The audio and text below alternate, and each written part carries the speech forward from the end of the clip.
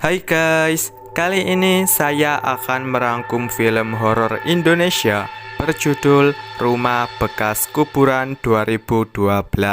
Bagi kaum Adam, pasti betalah mengapa kita tonton sama-sama.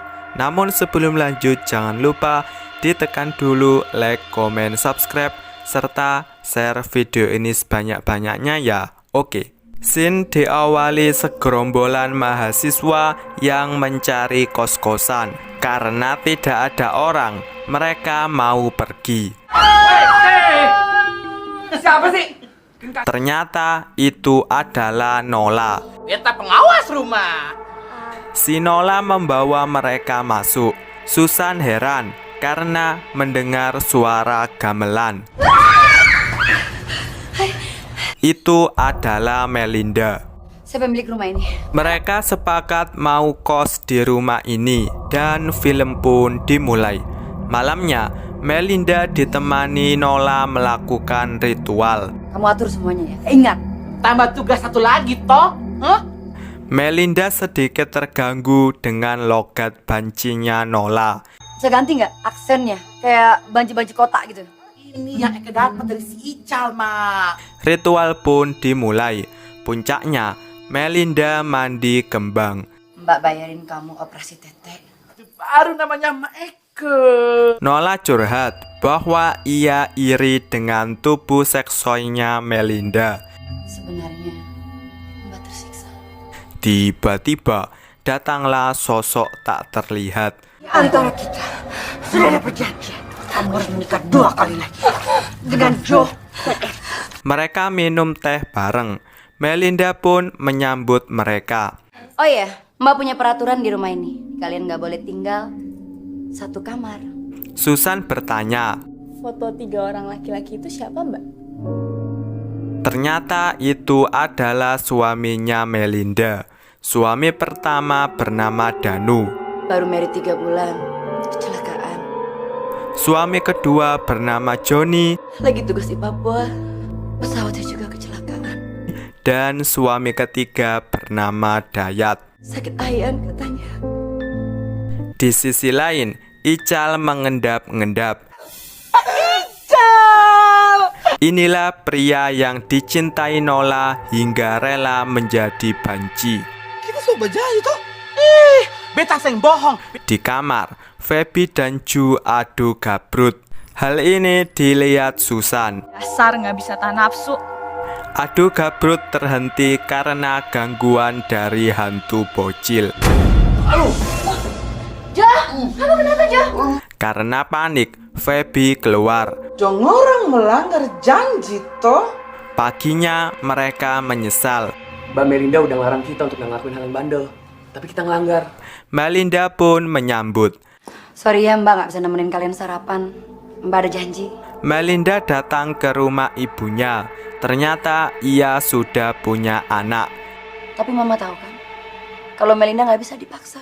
Susan dan Eric makan bareng. Habis gue penasaran deh, Rick, kejadiannya si Joe sama Feby. Melinda pulang. Nola pun melihat bawaannya. Cakep, kenapa beli air toh? Joe yang asik nonton TV didatangi Melinda. Mbak mau mandi dulu. Lengket badannya. Iya Mbak. Merasa penasaran, Joe mematikan TV dan mengintip. Maaf. Ayo kita foto sama-sama. Malamnya mereka makan besar. Nggak ada acara apa-apa, cuma makan-makan aja. Ical kembali lagi. Ia pengen ngintip Melinda melakukan ritual. Setannya itu Melinda. Ale betul, Wan. Feby mau tidur, tapi ia masih takut. Aku bakal jagain kamu di ruang tengah sambil nonton TV. Di kamar, Melinda dandan. Sosok tak terlihat itu datang lagi. Kamu jangan coba main dengan saya, Melinda. Aku udah bosan dengan semua ini. Di kamar Eric, bantal bergerak sendiri. Ada bayangan lewat. Ju pun ngecek. Aduh, kaget saya Mbak. Mereka nobar. Disinilah Melinda melancarkan aksinya. Kamu ngeliatin Mbak mandi kan? Kamu nggak perlu banyak alasan. Adu jigong pun nggak bisa terhindarkan lagi. Di sisi lain, Ical menonton Melinda berenang. Masih itu kah? Mereka masuk ke kamar dan pastinya berakhir dengan adu gabrut. Enak-enak tidur, Feby diganggu. Ia pun keluar mencari pertolongan. Ju datang telat. Aku habis dari toilet. Ical bertemu gadis yang naik delman. Ia terpikat dengan paha seksoi si gadis. Mereka melapor ke Melinda bahwa ada setan di kamarnya Feby. Melinda pun menawarkan. Bagaimana kalau Feby tidur di kamar Mbak? Paginya, Susan dan Erik duluan ke kampus. Tolong surat izin gue kasih deh. Gue mau nemenin Feby dulu tenang soalnya. Oke, Jo. Di kampus, Susan curiga dengan Ju. Najo tuh kebuka. Terus sampingnya juga basah. Terus kenapa dia keluarnya dari arah kamar Mbak Melinda? Melinda memanggil dukun bernama Lilis. Ini adalah ramuan untuk menangkal hal-hal yang gaib. Tak lama setelah itu, mereka pingsan. Ternyata Melinda bersekongkol dengan si dukun. Mereka berdua pasti akan selalu mengikuti semua perkataanmu. Nola menjenguk Ical yang sedang sakit. Betul pembarang bengkak. Dan hal itu disebabkan karena Ical adu gabrut dengan perempuan naik delman kemarin. Itu namanya alis selingkuh tahu. Itu namanya alis selingkuh tahu gak sih? Malam hari, Melinda melanjutkan ritual lagi. Hal ini dilihat Susan dan Erik. Balung putung atau tikel sum-sum kempel. Ritual dilanjut di kamar. Sesuai perkataan si dukun, Ju dan Feby nurut.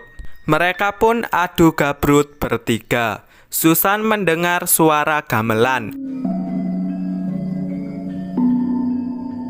Ia didatangi hantu bocil. Ia diajak ke kamar Melinda.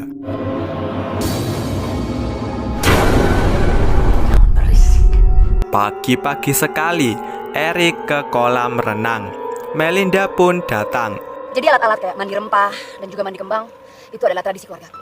Melinda menggoda Erik. Kamu horny nggak lihat Mbak? Setiap laki-laki yang ngeliat Mbak pasti langsung suka deh. Malamnya, Erik mendatangi Susan yang lagi nugas. Ia pun mengajak adu gabrut. Lo boleh pacaran sama gue, tapi kalau hal kayak gini lo tunggu dulu. Lo cari aja cewek lain. Erik pun keluar dengan kesal. Gini nih, susahnya punya cewek so alim. Disinilah Melinda datang menggoda. Kan udah Mbak bilang, suatu saat nanti kamu pasti bisa merasakan tubuh Mbak. Ujung-ujungnya, adu jigong tak dapat dihindari. Paginya, mereka sarapan bareng. Terlihat Susan marahan dengan Erik. Makanya, kalau kamu mau lain kali kamu bilang aja sama Mbak. Susan ke kampus naik angkot. Cuma Neng lah yang bisa menghentikan semua itu. Malamnya, Feby memergoki Ju dan Melinda adu jigong. Gua lupa pagar itu kemenyan. Mereka bertengkar dan akibatnya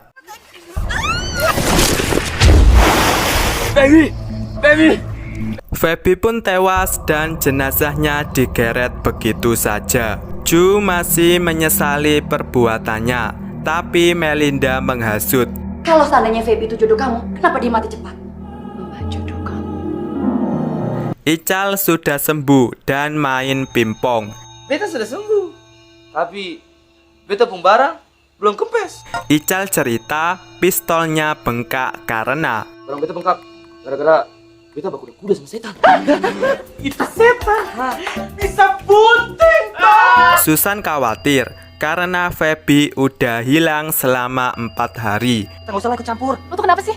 Kayak gak ada rasa persahabatan sama sekali gitu jadi orang. Melinda dan Ju menikah. Saya terima nikahnya Melinda binti Suyatna.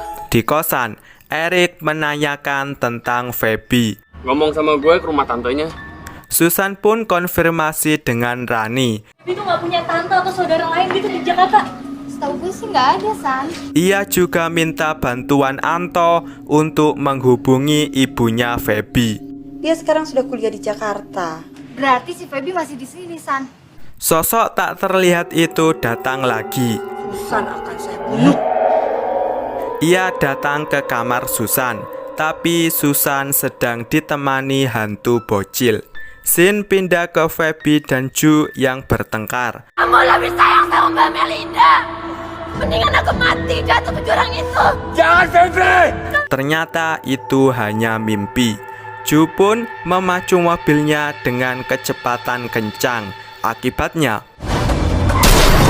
Eric, Susan, dan Melinda nyusul. Ya Tuhan, John! Susan curhat dengan Rani dan Anto. Feby digangguin setan terus hilang. Gue digangguin terus sama setan kecil. Mereka membawanya ke pamannya Rani yang juga seorang ustadz. Susan sadar bahwa Mamang yang Neng lihat pada waktu itu. Cuma Neng lah yang bisa menghentikan semua itu. Eric nonton TV. Melinda pun menawarkan. Mau kopi nggak? Kopi itu dicampur sesuatu. Terlihat Melinda rada-rada keberatan. Kasihan. Ma, Inong sudah lelah. Kopi sudah jadi. Seperti biasa, Melinda menggoda.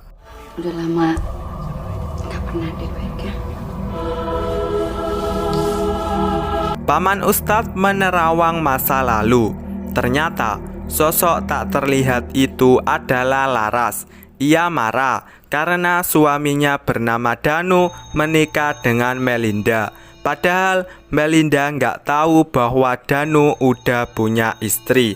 Adapun niat Larasati menjadi sosok tak terlihat karena Dendam, Melinda disiksanya harus menikah sampai 5 kali. Setiap laki-laki yang dinikahi Melinda mati sebagai tumbal. Susan pulang. Ia didatangi Larasati. Tunjukin wujud lo sekarang. Gue gak takut. Pertarungan pun tak bisa dihindari. Baca doa ini, terus tiupkan kayak pengganti. Susan masuk dan menyaksikan Eric lagi adu gabrut. Melinda memerintah. Bunuh dia. Beruntung hantu bocil menolong. Ia menggiring Susan keluar. Susan kembali ke rumah paman Ustadz. Hari ini wanita itu akan melaksanakan pernikahan dengan pacarnya. Mereka langsung menuju kosan. Dengan ilmunya, paman Ustadz mencegah pernikahan itu. Saya nikahkan adik saya, Melinda binti. Mereka sampai di kosan dan disambut Melinda beserta dukunnya. Paman Ustadz membuka kuburan di rumah itu. Melinda pun kesakitan. Semuanya selesai dengan Melinda yang sudah sadar. Saya minta maaf. Melinda mau bunuh diri karena merasa dosanya udah banyak. Dia tidak akan kembali lagi, tapi dengan syarat rumah ini harus dibakar. Mereka membakarnya tepat setelah matahari terbenam. Di ending, Eric minta maaf ke Susan. Enggak, Melinda udah hamil kan? Susan pun pergi bersama Rani, Anto, dan paman Ustadz. Film pun berakhir. Film ini mendapat 3,7 dari IMDb dan untuk rating versi saya kali ini sepakat dengan IMDb. Sampai di sini rangkum film Rumah Bekas Kuburan 2012 dan see you next video.